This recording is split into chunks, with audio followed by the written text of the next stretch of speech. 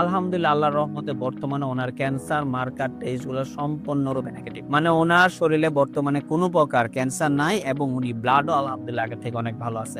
এমত অবস্থায় আপনার রোগী কি শারীরিক, মানসিক সব দিক থেকে আলহামদুলিল্লাহ ভালো আছে? আলহামদুলিল্লাহ সব দিকে ঠিক। সব দিকে ভালো। ওনার খাওয়া দাওয়া, ঘুম, প্রস্রাব, পায়খানা সব আলহামদুলিল্লাহ সব আলহামদুলিল্লাহ ভালো। আসসালামু আলাইকুম ওয়া রাহমাতুল্লাহি ওয়া বারাকাতুহু। আমি doctor Mohammad Aslam, BHMH, BHP Dhaka, BHMH on course Dhaka বিশ্ববিদ্যালয়। বর্তমানে বিশ্বনন্দিত ক্যান্সার চিকিৎসক অধ্যক্ষ ডক্টর এস এন সারোয়ার স্যারের চেম্বার গণস্বাস্থ্য হোমিওতে ক্যান্সার চিকিৎসক হিসেবে নিয়োজিত আছে। আল্লাহর রহমতে আমি আপনাদেরকে আজকে পরিচয় করিয়ে দিতে যাচ্ছি এমনই একটা পেশেন্টের সাথে যিনি আল্লাহর রহমতে ক্যান্সার রোগ থেকে সম্পূর্ণরূপে আরোগ্য হয়েছেন। চলুন আমরা সরাসরি ওনার কাছে চলে যাচ্ছি। আসসালামু আলাইকুম ভাইজান, কেমন আছেন আপনি? আলহামদুলিল্লাহ। ভাইজান নাম কি আপনার? আমার নাম মোহাম্মদ পন্নু মিয়া। মোহাম্মদ পন্নু মিয়া। আপনার গ্রাম কোথায় ভাই? গ্রাম হইল দরিকুশিলে আর ইউনিয়ন? বললা বল্লা। বল্লা ইউনিয়ন। থানা কোনটা? কালিহাত আর জেলা? টাঙ্গাই টাঙ্গাইল জেলা। আচ্ছা, আপনার বাবার নাম কি? মুজিবুর রহমান মায়ের নাম? খুদে যাবে খুদেজা বেগম। আপনার বোনের নাম কি?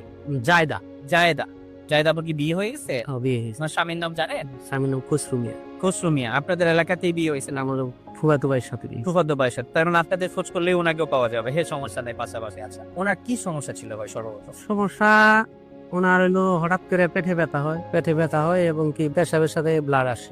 প্রস্রাবের সাথে ব্লাড। ব্লাড আসে, তখন আমরা সদর হাসপাতালে নিয়ে যাই। ওইখান থেকে তারা পরীক্ষা করে বলে যে এনার এই কিডনিতে টিমার আছে। তো আমরা তখন উন্নত চিকিৎসার জন্য আমরা মির্জাপুর কুমেদানি হাসপাতালে নিয়ে আসি। কুমুদিনী হসপিটালে? হ্যাঁ, মির্জাপুর কুমেদানি হাসপাতালে নিয়ে আসার পরে ওনারা পরীক্ষা নিরীক্ষা করে বললো যে টিমারে ওটা অপারেশন করতে গেলে একটা কিডনি ওনার ফেলে দিতে হবে। তখন আমরা অপারেশন করাইলাম আর কি। অপারেশন করানোর পরে তারপরে ওটারে বায়োপসি করবার নিয়ে দিল, যে এটার মধ্যে দেখা যায় যে ভাইরাস আছে কিনা বা ক্যান্সারের যে জীবাণু আছে কিনা। তো ঢাকাতে পাঠাইলো। ওখান থেকে ওইটা রিপোর্ট গেল যে ওনার ক্যান্সার আছে। পরে ওই বললো যে আমাদের এখানে এটার চিকিৎসা মানে এটার ধাপটা ছিল ফুর করে মানে এবার লাস্ট টেস্ট ছিল।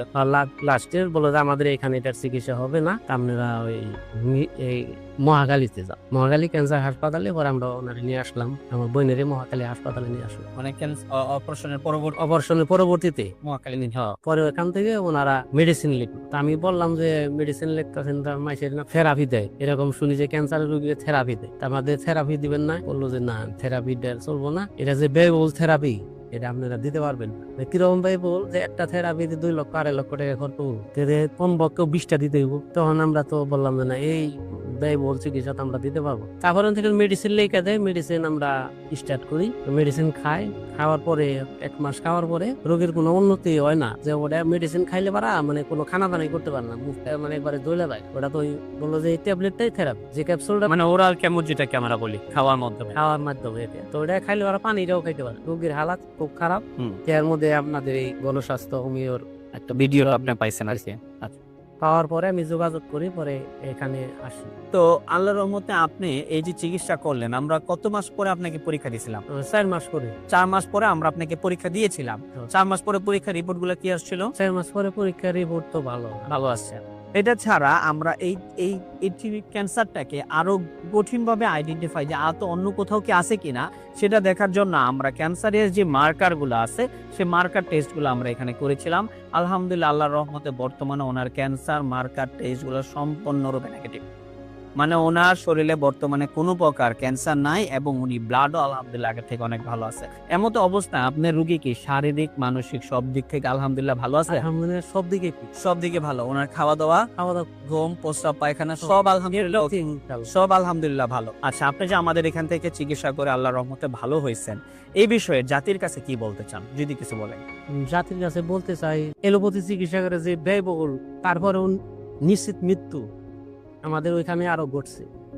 যার কারণে আমার বোন, আমি মৃত্যু যাই নাই, যে বোন বাদী মারাই যাব, একটা ট্রিটমেন্ট আমি দিয়ে দেখি। মানে লাস্ট কি হয় কি আল্লাহ কি করে? এত হায়াত না থাকলে তো পৃথিবীর কেউ বাঁচাইতে পারবো না। কেউ বাঁচাইতে পারবো না, পারবো না। যার কারণে আমি এখানে আসি, গণস্বাস্থ্য হোমিওতে আসি। ওষুধ খাওয়ার পরে আল্লাহ রহমতে বর্তমানে খুবই ভালো রেজাল্ট, খুবই ভালো। আমরা সারা বাংলাদেশের মানুষকে বলবো, যাদের এই সমস্যা আছে তারা এই গণস্বাস্থ্য হোমিওতে যোগাযোগ করবেন এবং এখান থেকে মেডিসিন নেন। যেভাবে তারা বলে, এখানে যেভাবে তারা লেখা দেয়, ওইভাবে নিয়মিত যদি আপনি খাইতে পারেন, ইনশাল্লাহ, যেহেতু আমার বোনের চিকিৎসা হয়েছে, ভালো হয়েছে, আপনাদেরও আল্লাহ ভালো করবে।